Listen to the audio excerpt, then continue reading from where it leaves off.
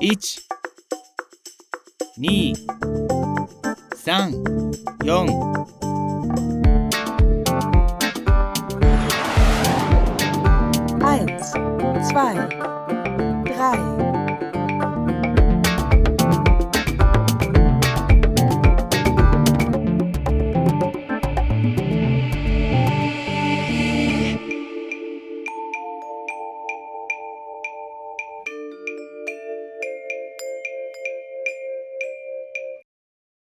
In this video, I'm going to see if I can make a two-point perspective drawing of this third angle orthogonal of a block. It's similar to a question that you might get in an exam. The first thing we need to look at is how big is the crate that I'm going to have to make, which way are we looking at it from, and how high above the object is the horizon line. So we can see that the block is 60 millimeters by 60 millimeters in top view. That the question is asking us to view the block from this direction. We can see that the front view, it's 54 millimeters high, and the horizon line just happens to be 10 millimeters above the object. We can use this information to help us set it up properly. So let's begin. We can tell that the object is below the horizon line, so I need to make one above where I think the object's going to be. I'm going to mark out two vanishing points. It doesn't really matter where they are. And then I'm going to mark in a closest vertical. Keep the closest vertical exactly that vertical. Now it is square like a cube, so I should put that in the middle, 28. So it's roughly 14 centimeters. That way I'll get it to look like it is from point A symmetrically. That's going to be my closest vertical. We note that the drawing, I've been told to draw this drawing at a scale of 1:1. The object sits 10 millimeters below the horizon line, so let's mark that out. We can then go ahead and mark all these other dimensions here. It's 54 millimeters high. So let's do that, 54. Then we should form the crate for the object like this.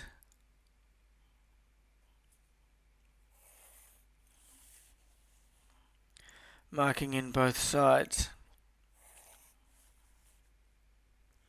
Now we can't measure the actual dimensions for the cube, but we do know that the sides of the cube need to be less than the height. So I'm going to mark them about there. I'm just going to guesstimate. That's 42 millimeters. So I'll do the same on both sides because it is a square or a cube. So I'm going to mark that side there, and then I'm going to mark this side here. I'm going to finish off my crate.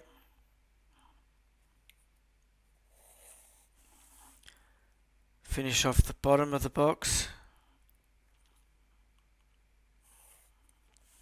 And I'll finish off the top.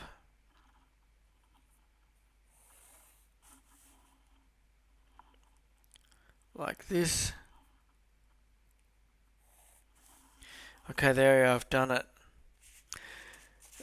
Next, I need to start working on this top point here. Now I know that I have to come down 24 from the top. I can measure 24 on the closest vertical because real measurements can be made on a closest vertical. That line just happens to be in exactly the same spot as that line. That gives me that. Now I know that this point is situated halfway across on the top view. How do we find halfway in perspective? We have to use diagonals. Keep your construction lines as light as you can.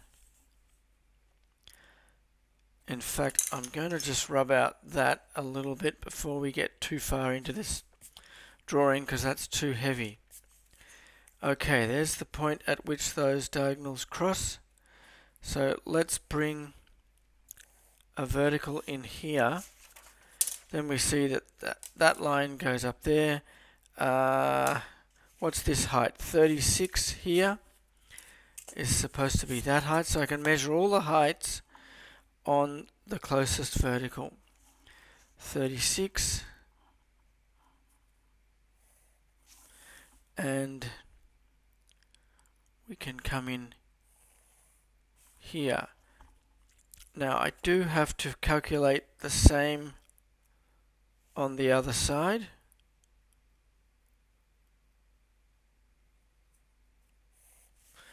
It may get a little tricky, but you have to do it.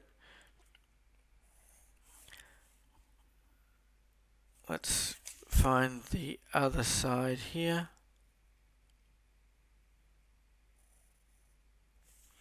Calculate that line. Calculate this one. And this one. And now I have that point coming down here. And of course we're not going to see that on the back. Okay, I'm not sure if you can see that or not yet, but I've created all of that shape there. Time now to get going on that circle.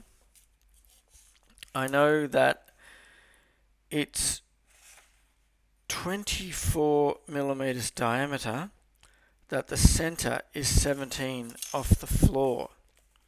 So 17 is there.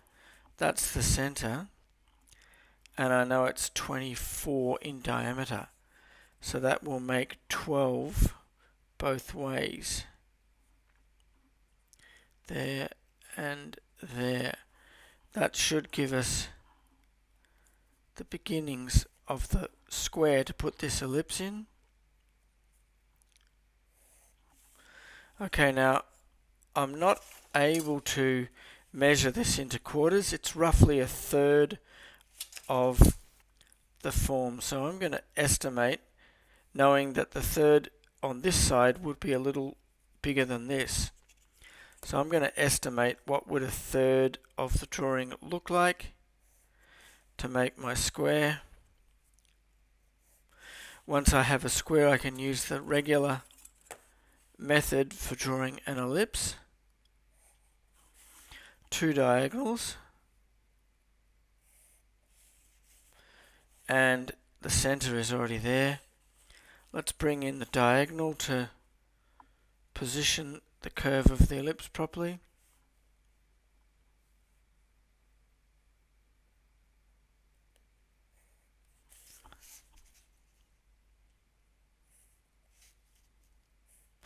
Mark out the 4 points where the ellipse cuts that major axis and draw it in.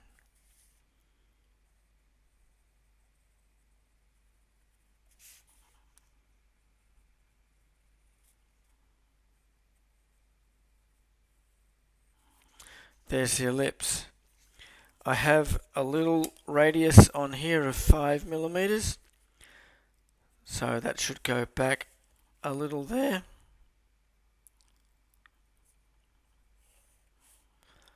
Giving me a radius here. Curve. I think that's all I need to do. Time now to heavy this block in so you can see it clearly.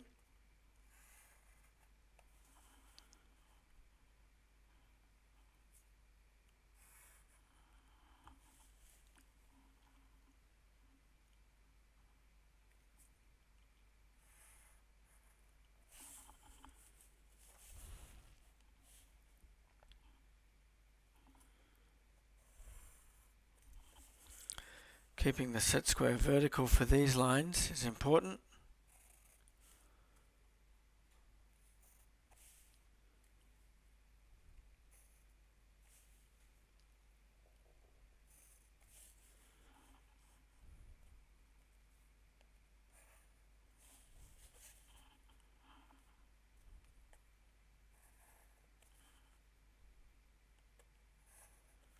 and one line at the front, closest vertical. So hopefully from that I've shown you how you can form up a 2-point perspective of a block. I've shown you how to create the closest vertical, how you can measure with actual dimensions on the closest vertical, how to do an ellipse in perspective, and how to ensure that the horizon line is sitting the right distance above the object. Thanks for watching.